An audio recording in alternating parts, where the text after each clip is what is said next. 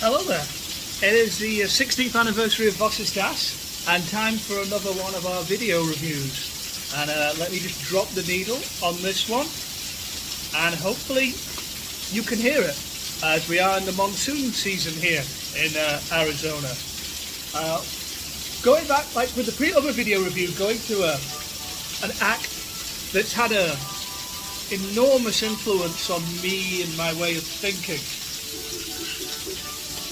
And I'm not sure it's going to be loud enough. Or is it? I might actually just lift this needle up a moment and angle the speakers towards the phone a little more. Just for efficiency. Got it at full volume. But yeah, a band who changed things profoundly for me and continue to put out releases that continue to excite and blow my mind. We're talking Slovenia's finest here, Laibach. And it's a new live album from them, Reforge the Future. And hardcore fans of the band would recognise the title. It harkens back to their earlier days, as does this entire album. What they're doing, it's recorded in 2017 in Madrid, in an art museum. You see depicted there with a homage to Picasso's depiction of the horrific bombing of the town of Guernica during the Spanish Civil War. And what they're doing on this album is recreating one of their early controversial early shows, like the entire set list. Now you obviously, fans will know that they did the Laibach Revisited set, came out recently. And on that there was also a live set in a Slovenian coal mine, deep down, with original members revisiting early material. And then also a re-recorded studio album in the current lineup, revisiting older material. This lineup I think is mainly newer collaborators, but it's a completely different approach to those other reinterpretations of old Laibach. With the Laibach Revisited, the Laibach of today made it a very much more synthesizer-heavy reimagining of those earlier songs. On this concert, the Laibach of today using the latest technology to go and really tap into that primal, savage darkness of those early years. And especially for me, those early Laibach releases are always best encapsulated by the live performances of the era. I do like the studio work, but it doesn't quite have the same fizz of power that the live recordings do that are on so many different tapes and LPs and have been researched for. And this is getting to that. It's that aggressive post-Robin Gristle sound, and Robin Gristle coined the term industrial, but Laibach were the ones to fully recognise the promise of industrial music. They came from a very industrialised town. A friend on a recent trip to Slovenia went and sought out their hometown and locals were confused. Why did a tourist want to go to that town? Because it's regarded as a very industrial kind of a place. And I'm hoping you can hear this against the fury of nature, because now thunder joining in. But I think that also kind of complements what Laibach are doing here. You know, the track listings are all in their original Slovenian titles, but we've got the translations underneath. Red Silence and Siemens is track 1. Track 2 is ominously Factory C19. Triumph of the Will, Death for Death, Fight. And of course the title track, Reforge the Future. But it's okay, and it's as if you teleported the Laibach of 1981 to modern day studio and had them record those songs using this equipment. It's the most savage thing they've made since those early years, and yet seamlessly reimagine on the technology. I love the Laibach Revisited project. I listen to that a lot, but it doesn't have the savagery of those early years. I love every kind of Laibach so far, from Laibach the pop group to Laibach the operatic techno society, Laibach the proto metal group of Jesus Christ Superstars. So I'm not biased in any way here. However, if you know someone who only likes early Laibach, then you would say, well, Dave, you want to check this out, this beautifully brutal live album. And it's put out on a Spanish label, Godrec, and they've done a wonderful job. There's the obligatory download code, which is great, so I can listen on the go. And it's a gatefold LP, if you notice. It's a single album, it's a relatively short concert. Those early tracks are all quite short. But included is a wonderful art booklet, and I can't really show you it though, because I'll probably get thrown off YouTube if I do. For those familiar with the Laibach story, you see documentaries, it's even referenced in the Liberation Day, will know one of their tricks at this era that they're recreating was they had a show where one of the projections was General Tito making a speech with hardcore pornography intercut and projected over it. And over the show, there was these constant scenes of Slovenian, Yugoslavian national identity with hardcore pornography superimposed. And that is what the booklet captures. But we can't. The back cover is okay there.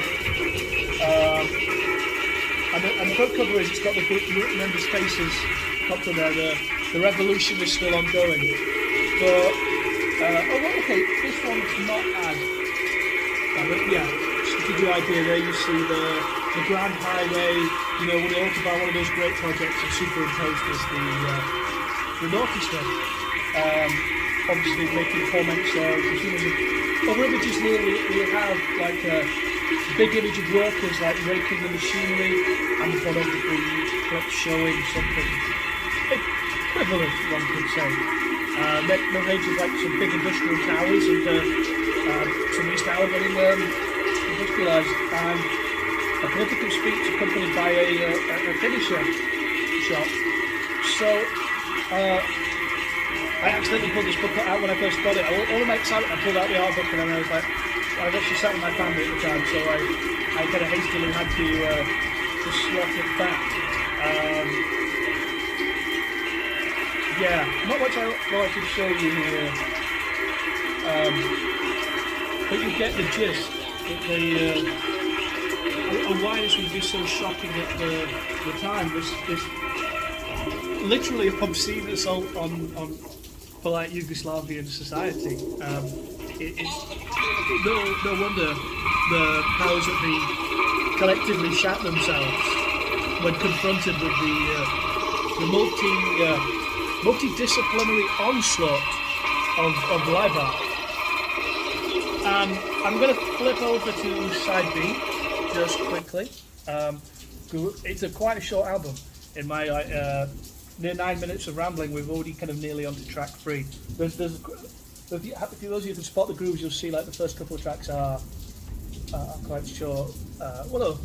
First track is the second and third tracks are, but flip it over to B side here. But it's lovely put together. There's a lot of bad vinyl pressings floating around these days, but this one has got a nice sound, a great master that really captures everything going on. And I like the digital master as well, that came as a download. So I've no doubt that the CD copy is of similarly excellent quality. You see here, this is definitely not the Life is Life Laibach. This is them stepping back in time to prior to that. And in the context of the Spanish art gallery, there's going to see a recreation there. The painting that's there in the background is a more literal interpretation of the savage events that Picasso was depicting in his fury. So further discomfort, and I'm down the back of the track listing where videotapes of eyes, suggesting surveillance. And the inner sleeve, I suppose, is we've got notes on the performance. Here we've got pictures of the original performance, and here the recreation. I think from other types of art is where people try to go recreate performances and actions. And for Laibach of 2017 to go and interpret Laibach of forget what. Let me just check what the year was. The sleeve notes should say 23rd of April 1983, as part of the 12th Music Biennial in Zagreb, an international Croatian festival organised by the Croatian Composers Society.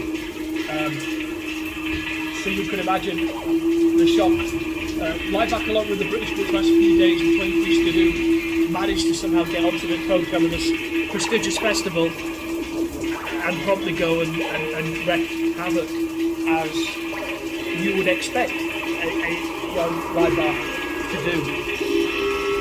So, live albums are often a unimportant fan bonus in a lot of artists' discography. That, oh well, we're too busy to go to the studio now, let's pop out a live album grabbed from some random night on the tour. And with Laibach, I think the opposite is true. I've been working now for about 2 years on a kind of critical discography on Laibach, reviewing all their albums and probably trying to put them in order of personal preference, which is stupid. But I might ditch the personal preference. I don't know, list of shit, but everyone seems to like them, so I may not do that. But the thing when you go look at the totality of Laibach's work is how important the live albums are. And this is absolutely in that same grade. But there's something happening on here that isn't happening anywhere else in the discography. Likewise, another live album on the heels of last year's live album from the mid-80s in Berlin. It's actually all good because, again, the Berlin one last year caught an era that we've never heard. They look behind the curtain as they transition from this era to the Life is Life era. Reminds me a bit of a changeover of Kraftwerk with the Autobahn era, where you've got side one of Autobahn is the new Kraftwerk, side B is old Kraftwerk, and last year's live concert captures Laibach at that gateway. Rather like there's a wonderful Kraftwerk Switzerland bootleg that captures them in that transitionary state. They have the violin player, they're not doing Autobahn yet, it's the last gasp before the electropop. But this is to me monumental. I played it a whole ton since I got it, and I was so confused by it I was almost not going to review it. I was going to leave it for my critical discography, but then with the 60th birthday of Vossestas hitting tomorrow, and I was spontaneously decided to review it when the storm hit. The storm hit and I thought if only I had something I could go review outside on a video, and then something that would fit the storm, and then suddenly, bam, this bastard leapt off the shelf at me and said, let's do it. I'm just hoping that the sound balance is out okay. It's hardcore Laibach, it's not for people who only like their softer side. Fans who jumped on board for their Sound of Music will probably jump off in shock here. People who joined them in the 90s. I mean, I first got into the early 90s, where there was a very strong techno strain throughout everything they did. So when I first went back to the earlier stuff, that was very shocking. And this still retains that power. It's not just noise for noise sake. There's a lot of crap, pointless noise out there. But Laibach's earlier work, there's a power in it. There's a depth and meaning that they're not just they're not some edgelords trying to be shocking. The band were reacting to the insane times and circumstances they lived in, and that chaos of confusion and uncertainty is heard here in the music. The blending of the political with the abstract sound. I think we've never needed Laibach. There's never been a time in their Laibach's existence where we haven't needed them as vital disseminators of society and art. And I hope for the collectivism that they practice, that we could see Laibach continuing to do this long after all founding members have passed on from this earth. if that spirit and flame could be kept alive, I think it would be really relevant to keep the Laibach name alive. If the right people are the path to focus onto. We don't know the inner workings. Every other band have done interviews revealing their creative process and the input to every member. Laibach keep the door slammed in our faces, as they should. But I totally welcome this album, and I can't wait to see what future twists and turns Laibach do. Long may they continue making a critical discography a pain in the arse to write. One day it will be finished, but hopefully Laibach never will, and I hope they make whatever I write obsolete in a matter of no time. Here's to them, here's to confusion, here's to thunder, here's to the ambiguity, and here's to the 16 years of Lost Stats. Cheers.